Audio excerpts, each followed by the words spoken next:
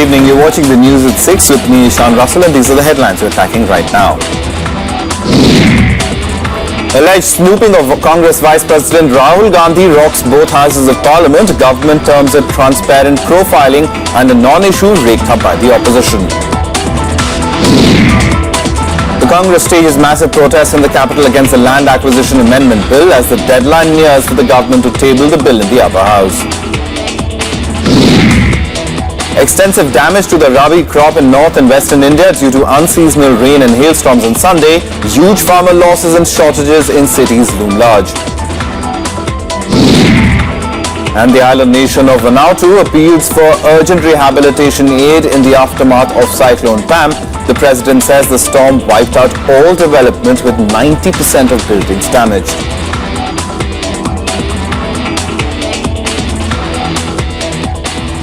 The government gave a clarification about the Rahul Gandhi snooping row in Lok Sabha as well. The clarification came after opposition parties accused the government of keeping a watch on opposition leaders.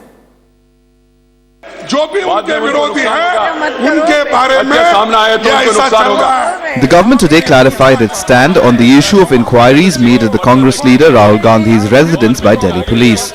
Finance Minister Arun Jaitley refuted allegations of spying behind what he termed as routine questioning. He said that this was an exercise undertaken with the point of view of securing VVIPs. Parliamentary Affairs Minister M. Venkaiah Naidu said such inquiries are even made about the President and the Prime Minister. From security point of view, these details are necessary. Now, were these details being collected during 2004 to 2014? If it is snooping, they will do it on the sly. If they come to your house and ask you to fill up the details, it is not snooping. It is for security purposes. अभी तक जो जानकारी है उसके हिसाब से 526 VVIPs, they have all been profiled also. Madam, it's a procedure started in 1957. Earlier during 0 hour, leaders of the Congress and other opposition parties had opposed the inquiry, saying it violated privacy. The Congress in fact accused the government of snooping on opposition party leaders. वैसा ही political opponents को आप खत्म करना चाहते हैं, विरोधियों को दबाना चाहते हैं, विरोधियों को डराना चाहते हैं। मेरा सिर्फ हमारे पार्टी के उपाध्यक्ष का नहीं है, सारे अपोजिशन पार्टी के नेताओं के। The Delhi police has repeatedly refused that the exercise has anything to do with spying. Pranav Goswami's report for Rajya Sabha TV. As the government readies for possible tabling of the contentious Land Acquisition Amendment Bill in the Rajya Sabha this week, the Congress party stepped up its protests against it in the capital. Leaders expressed outright rejection of the 9 amendments that the government has put forward. Over the weekend, it was Bihar. On Monday, the national capital faced the anti-land bill protest onslaught. Thousands of youth Congress workers led by senior party leaders marched from Rajghat to Jantar Mantar against what they term is an anti-farmer bill. Leaders expressed outright rejection of the government's amendments. ये मार्च संसद के अंदर और संसद के बाहर ये संघर्ष जारी रहेगी और हम इन संशोधनों के खिलाफ हम लड़ते रहेंगे। जिस कानून के अंदर किसान को अपना हक नहीं है कि अपनी जमीन के बारे में फैसला कर सके, अरे एक मामूली पेन अगर मैं आपकी जेब से लेता हूं, उसके लिए मैं आपसे पूछता हूं, पेन लेने के लिए मैं आपसे पूछता हूं, तो किसान जो उसकी माँ है जमीन, उसको आप किसी भी कोठरी में भेजना चाहते हैं? ये किसानों के हित में है, किसान देश के साथ जुड़ा है, देश का अर्थतंत्र का सवाल है, तो ये मुहिम किसानों के हित में तो है ही, उसके साथ साथ राष्ट्र के हित में। जो संशोधन लाया है मोदी सरकार ने, हम उसके पक्ष में नहीं है। ये किसान विरोधी संशोधन है और किसानों की जो एक उनका मौलिक अधिकार है, उससे उनको वंचित करने का प्रयास किया जा रहा है। On Sunday night, an over 100-kilometer two-day foot march against the bill reached Rajghat from Bhatta Parsol.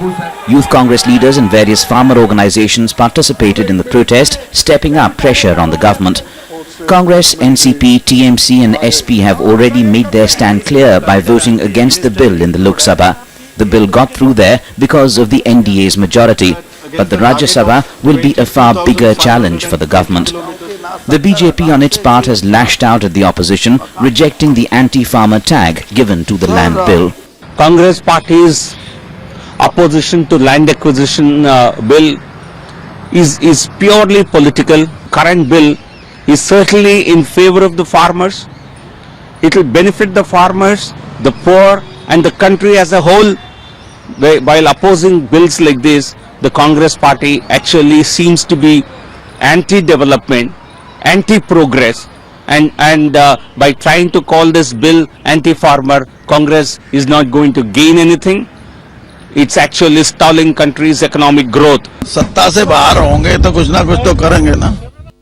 Under the rules, the land acquisition bill has to be cleared by both houses by the 5th of April, failing which it will have to be repromulgated to exist, which in effect means the government has only till March 20th to get the bill through the Rajya Sabha, the last date before it goes on a month-long break. Given the opposition, it's a huge ask. Bureau Report, Rajya Sabha Television. Now, western disturbance triggered rains across the vast areas of North and West India, causing extensive damage to the winter crops that were ripe for harvest. Heavy rain and hailstones the size of golf balls at some places damaged crops of cumin, mustard, wheat, barley, gram and potato. Besides the losses to the farmers, the destruction has sparked fears of shortages in main towns. Non-stop rains caused widespread destruction in North India, killing 14 people and damaging the standing crops worth crores. 12 people were killed in Rajasthan while 2 died in Uttarakhand. Scores of cattle also perished in the thunderstorms. The inclement weather damaged rabi crops, especially wheat, zira and mustard. On the outskirts of Jaipur city, the crops were flattened on the ground before harvest. Of the 33 districts in the state, rabi crops were heavily affected in at least 20 districts. Food grains lying in open markets were also spoiled. In Uttar Pradesh, wheat and potato farmers reported widespread damage to their crops. हमने प्याज लगाया था, वो हम निकलने को अभी 1 महीना तो बाकी था, वो उसके पहले बर्बाद हो गया सब. हमारा कम से कम 25-30 लाख का नुकसान हो गया. Unseasonal rains and hailstorm also damaged acres of farmland in Maharashtra. The worst affected was the onion crop in the Nagpur belt. कल रात में बहुत देर से बारिश और गारा हुआ, उसकी वजह से टोटल पे कांदा डैमेज हो गया, पूरा डैमेज हो गया. करीबन 10-15 गांव में, ये नदी के बेल्ट के 10-15 गांव में टोटल नुकसान हो गया.